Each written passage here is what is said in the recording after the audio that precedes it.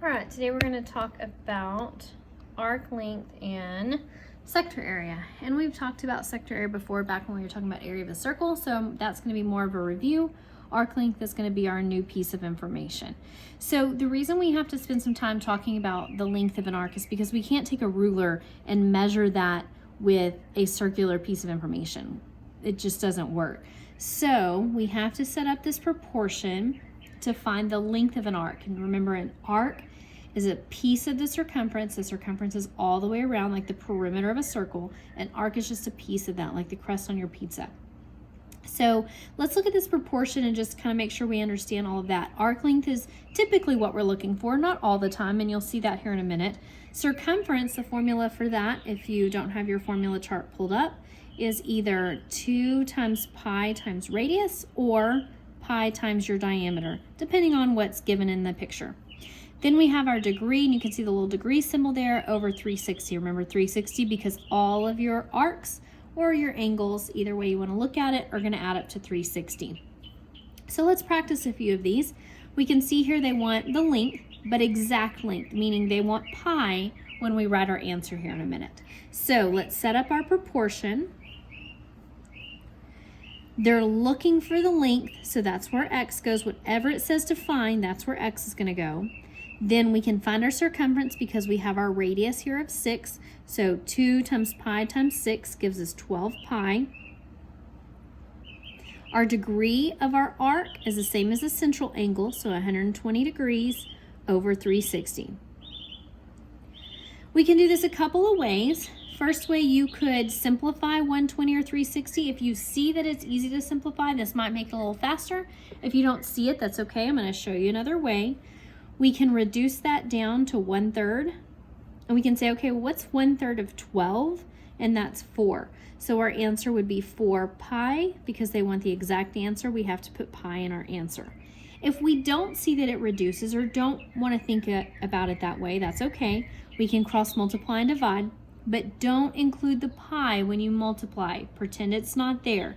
So you would say 12 times 120 divided by 360 would still give you 4, then stick pi in your answer.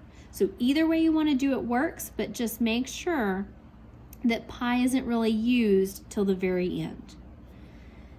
Okay, let's practice another one, but instead of an exact answer, they want us to round our answer. So find the length so we know when we set up our proportion that that's where x goes.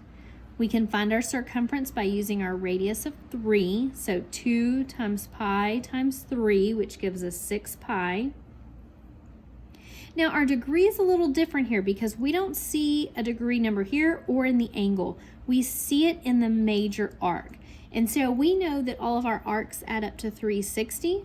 So if I take 360 minus 300, that would give me 60, which gives me the degree of the arc or the angle either way. Okay, same thing, we can simplify if possible, and I can see that 60 and 360 are easy to simplify to 1/6. Again, if you don't see it, we'll talk about that way too. We know that 1/6 of 6 is just 1. So we know that our answer would be pi. And if we plug that into the calculator and round it to the nearest thousandth, you probably know the first few numbers. Some of you know all of them. 3.142. Again, if you don't like the simplifying way, that's okay. You can say 6 times 60 again. Remember, I'll leave out the pi. 6 times 60 divided by 360 would still give you 1. And you know to put the pi in your answer. Okay, so here would be the answer it would be looking for. Pay attention to the word exact and round as you're working through this. All right, that's arc length. Now let's switch over to sector area. Remember, sector area is all of that that's shaded, not just a piece of it this time. It's the whole slice of pizza if you want to think of it that way. So definition, it's bounded by 2 radii and an arc. And we can see here 2 radii and an arc is your sector area. And we do the same thing. We set up a proportion to find that amount. The only difference between the arc length and the sector area part is right here. On arc length, it was circumference. On sector area, it's the area formula. So remember, to find the area of a circle, we do pi r squared. Okay, the only difference we can see here, that's typically what we look for, degree over 360. So the one they want us to practice for sector area, they want us to round to the nearest hundredth. So let's set up our proportion. They're finding the sector area, so that's where x goes. We know that we have to use pi r squared. Our radius is 3. 3 squared is 9, so 9 pi. Our degree is 20 over 360. Okay, if you can see that it reduces down to 1/18. Well, 9 is what of 18? Half. So we know that this is going to be 1/2 pi. If you're like, no, I don't get that, that's okay. Remember, 9 times 20 is 180 divided by 360, and 180 is half of 360, so there's where the half comes from. But again, they want us to round to the nearest hundredth, so if we plug that into our calculator, 1/2 pi, and that would be 1.57. And that's to the nearest hundredth. Remember, hundredth is 2 places past the decimal. Okay, there's your review of sector area. Make sure you write these 2 proportions down so that you'll have them when you work on the assignment tomorrow. Okay, so these last 2 examples are giving you either the sector area or giving you the arc length, and you're finding another piece of the proportion, whether it be the radius, the degree, different things like that. So pay attention to the keywords. This first one says area of a sector. So when I set up my proportion, then I know that I'm using pi r squared here, okay? The area of the sector is 22 pi. Well, the area of the sector always goes here. The radius is 12, so if I plug that in, 12 squared is 144 pi. They're looking for the degree this time. They're looking for the measure of that angle, so that's where x goes in this case, over 360. Now, that one's a little hard to simplify off the top of your head, and I get that. So we're just going to cross multiply and divide.